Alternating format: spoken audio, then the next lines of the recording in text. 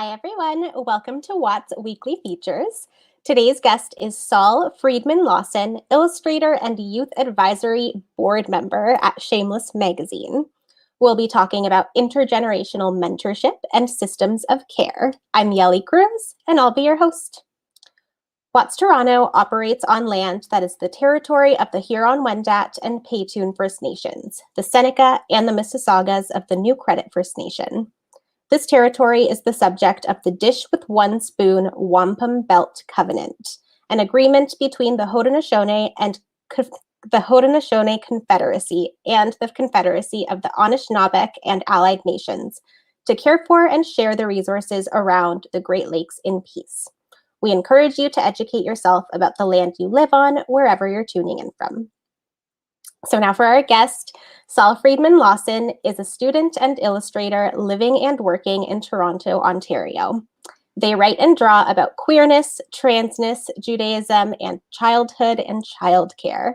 Their comic, Naturally, is available from Old Growth Press in May 2021. They are the illustrator of S. Bear Bergman's Special Topics in Being a Human, forthcoming from Arsenal Pulp Press in fall of 2021. Welcome, Saul. Thanks so much for joining us today. Thank you so much for having me. I'm very excited to chat with you. So I guess we'll just dive right in. Can you tell us a little bit about your journey to illustration and how you ended up working with Shameless Magazine? For sure. And I kind of enjoy that is the same story for me in a lot of ways. I started working with Shameless when I was 14 because the teacher who ran my middle school GSA said that she thought it would be something I'd be interested in. Amazing. And a thing that I really liked right away and continue to like about Shameless was that they take all of the young people they work with very seriously. And so they were hiring staff illustrators for the website, and they hired from within the youth advisory board in part. And so I started doing illustration work for them then, and they gave me Photoshop and set me loose and took me seriously as an illustrator when I was very, very young and had no experience. Now I'm very, very young and I have slightly more experience. Love it. But that was how I started doing illustration work. And it gave me a lot of confidence, and I definitely learned a lot and continue to learn a lot through working with the editors there. Amazing. Definitely, as an emerging writer myself as well, it's always so refreshing and empowering to find places like that that encourage you and want to nurture you and boost you up like that. So speaking of that, what can you tell us a little bit more about this intergenerational care and mentorship that you wanted to mention and how that has shaped you as an artist? For sure.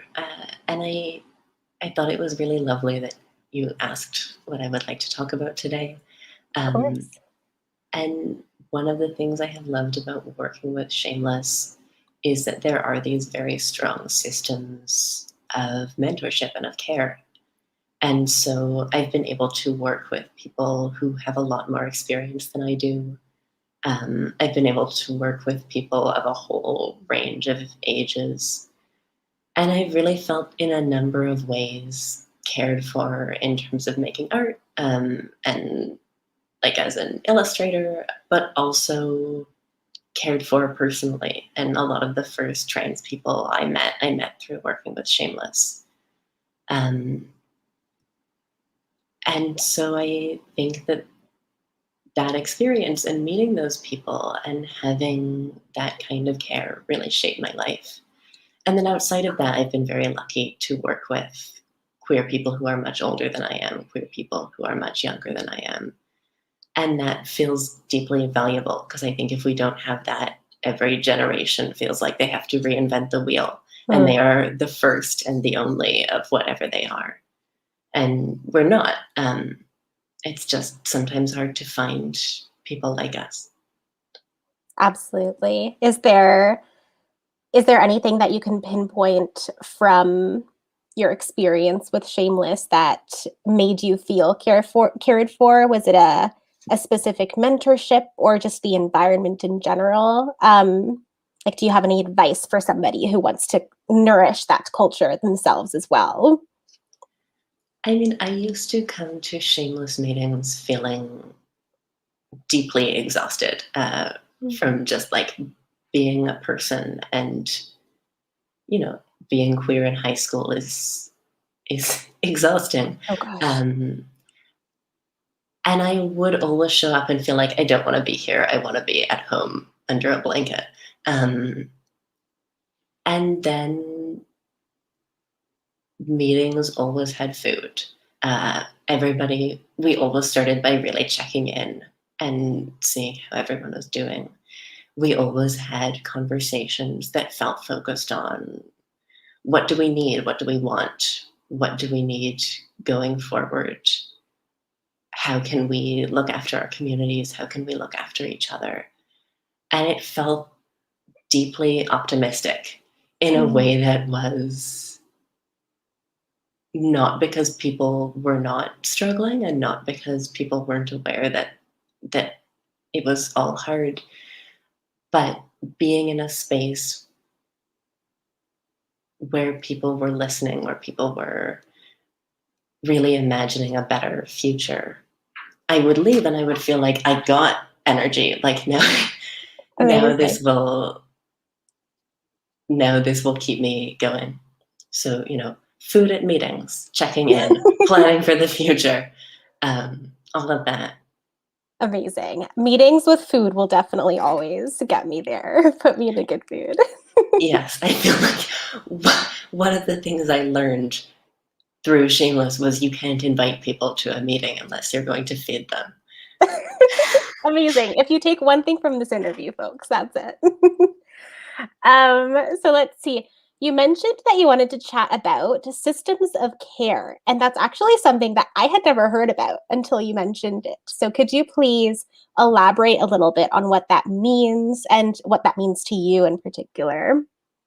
For sure.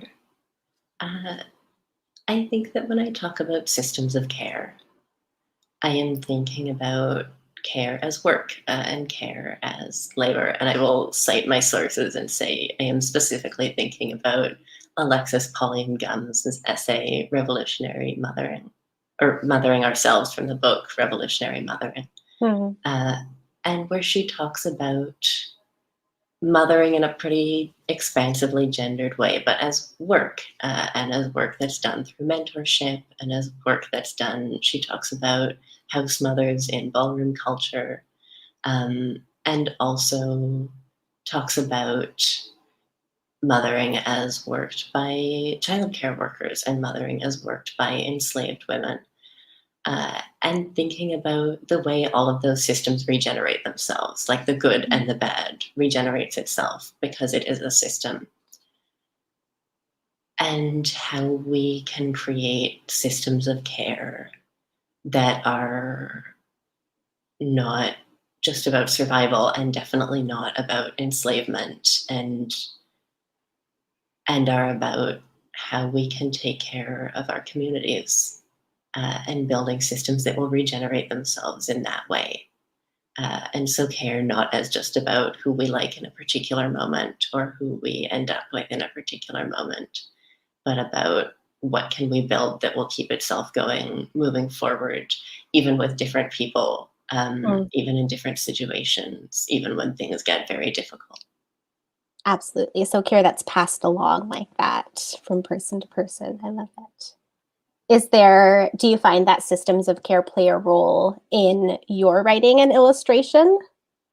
Absolutely. Yes. Uh, I'm I am laughing a little bit because I spent part of this year working on a book with someone who I also see every day, and who has shown up for me in a number of like just massive ways. And thinking about like you know making work with people that is a system of care, but then also making dinner for people that is a system of care. Mm. I have been lucky to make work with people who I feel both cared for by and able to care for. And I think we make better work when we look after each other. Amazing. Definitely. So now on the flip side of that question a little bit in terms of your writing and art specifically, does your writing and illustration have a relationship with queerness and your queer pride? Uh, yes, absolutely. I sometimes say that I only draw trans people, which is Mhm. not strictly true. I have occasionally drawn cis people. Um, but for sure, I am always drawing from a queer place. And one of the things I think is funny is that sometimes people have strong feelings about the gender of someone I've drawn, or that they don't know the gender of someone I've drawn. Mm. And I often am just not thinking about it. I feel like I have been lucky to be able to make work in places where I am just drawing people I find beautiful, Mm. and people in ways that I find beautiful. And I think that shapes my work a lot.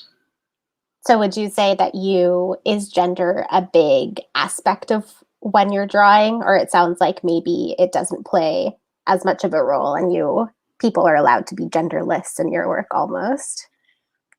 I think maybe both of those. I am trying to make work from a place of like trans bodies as Hmm. the default.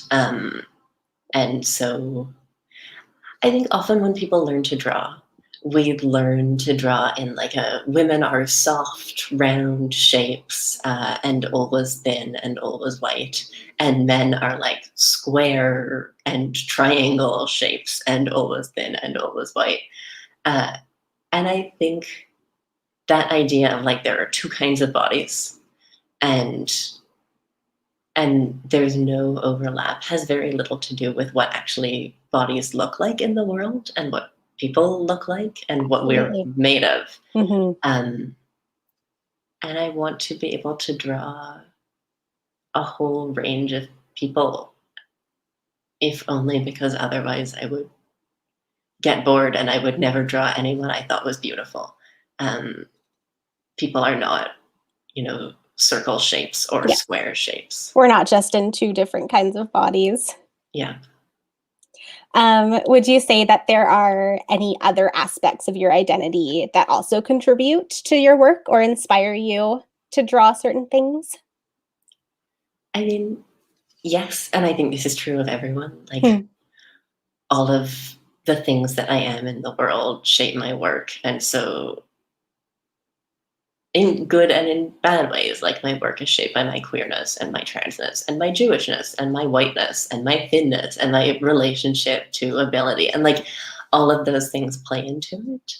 Uh, I also think that working with kids shapes my work a lot because they are very smart and they make beautiful work. And they often give me like feedback and edits in ways that adults won't. I did a Mhm. comic this year about kids I've worked with, and then I had some of them look at it in terms of consent, like, is this okay with you for me to put out into the world?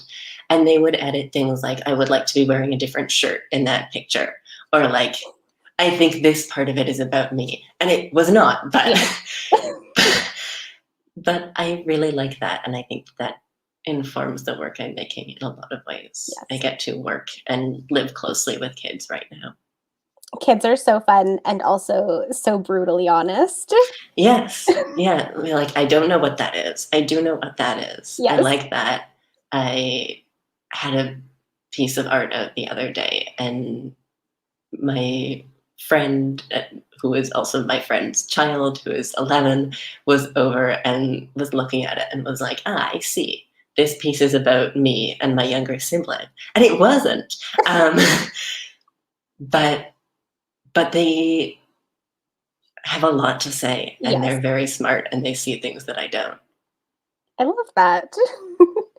um, what advice would you give to somebody who's at the beginning of their journey as an illustrator or as an artist? This one feels hard in part because I am also that. I am also very much starting things out.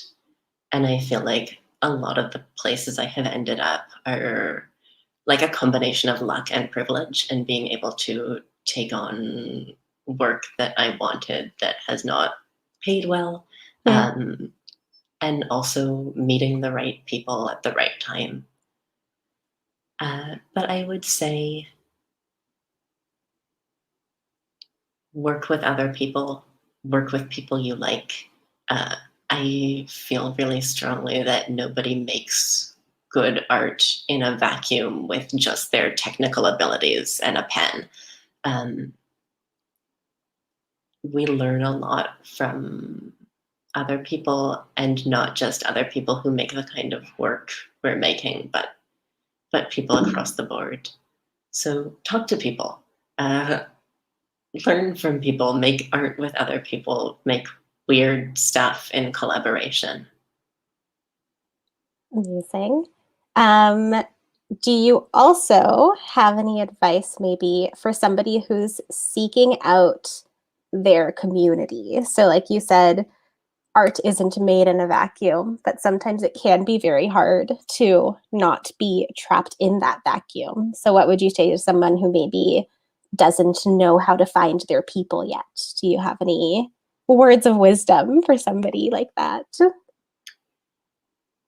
This also feels like a hard question, and I Hmm. think particularly lately, many people have felt really stuck in wherever they are, and particularly young people have been, sometimes very young people have been like stuck with parents and stuck with people who do not like them or do not Mm, see them. Um, I think seeking out people who are not exactly like you sometimes helps. And so going into places where it is not just like people your own age of your specific identity, if that's the thing you can access, because sometimes it is not. But if that is available to you, access it and also other things. So I have a thing that I like when bookstores are open. It's like go to readings for authors you do not mm, know and sit next to people and talk to them. Uh, Work in places if you can uh, with people who are interesting to you, or find ways of connecting with the people around you. I think the internet is sometimes great and sometimes not great at all. yes. Um, and if that is the thing that's available to you, then really seek out people who are not just the thing that you are. If you are, Mm, 15 and queer, seek out people who have been doing it a little longer than you have, in whatever ways feel safe to you. And also look for people who are even earlier in figuring it out than you are, and find ways to be in community with them. amazing. Yes, I like that you mentioned seeking out different people because I really am a huge believer as well that there's something you can learn from all sorts of different people in whatever field you're working in. Yeah, absolutely. To wrap everything up, could you tell us a little bit about maybe some of your upcoming work and how we can support you and uplift you? Uh, sure. Yes. I've just had a comic come out with Old Growth Press, and I feel excited about that. I love the people who work there, and the editorial team is fabulous, and the other work they are putting out is fabulous. And so that's a thing you can get now and hold in your hands. Um, and I have a book coming out, that I illustrated, which you mentioned earlier, written by Bear Bergman, who is brilliant, and I thought he was brilliant even before I was biased about it, and so I get to say that. Um, and that's coming out in October uh, from Arsenal Pulp, and I feel very excited about that. It is a book of advice, and I have been able to draw a lot of people doing things they should and should not be doing. Very fun. And Well, that'll and be awesome. from what I've seen of that book, it also is very related to childhood. A little bit. Mhm. So naturally, like the comic feels super about childhood. And then special topics in being a human is, I think, very much about figuring out how to be a person in the world and how to be a person with other people. Uh, and so, in some ways, I think it is very good. Like, if you are me and young and trying to figure it out. But I also think it works for people at a whole range of ages. Awesome. Thank you so much for joining us. This has been such a great chat, and we have loved having you. We're very excited. Thank you so much. Thank you for having me. This has been lovely. Amazing. Bye. To check out Saul's work, go to sfriedmanlawson.com. To learn more about Shameless Magazine and get the latest issue, visit shamelessmag.com. This has been today's WOTS Weekly Feature. Tune in next week for Indigenous Peoples Week with special guest Kegadance Press, All Lit Up, and the First Nations Communities Read. For discounts and deals, check out toronto.thewordonthestreet.ca/weekly-features. From all of us at WOTS, happy Pride Week.